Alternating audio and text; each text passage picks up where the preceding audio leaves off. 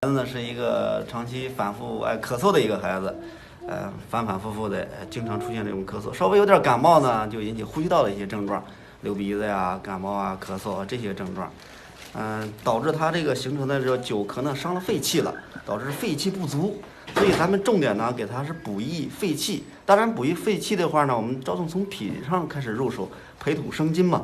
所以说我们是这个多做它的这个脾经和这个肺经这一块儿，肺这块儿我们就不能清肺了，我们用补肺的方法补脾经，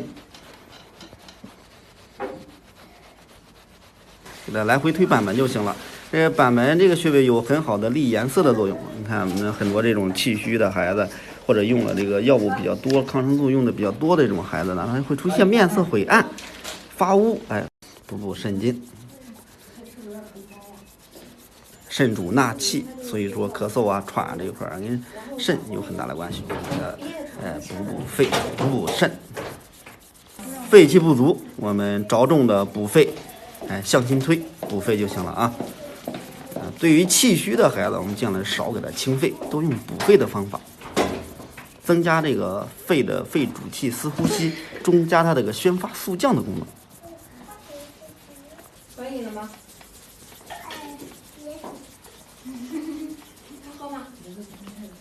太渊穴，这是肺经的一个穴，太渊穴，可以加上这个穴位，对于它这个补肺的作用特别好，向心推就行了。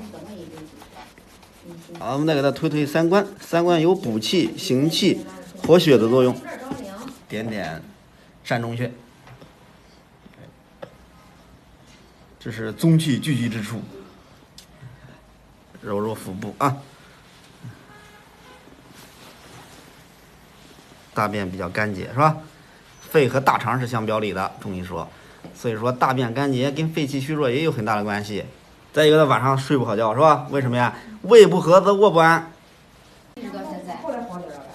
体质调理是一个长期工程，不要想着一天两天就过来。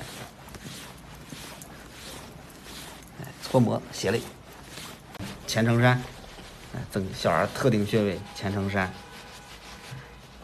它也是胃经的一个穴，也健脾和胃，功能特别好。点揉一下肺腧，增加肺的功能。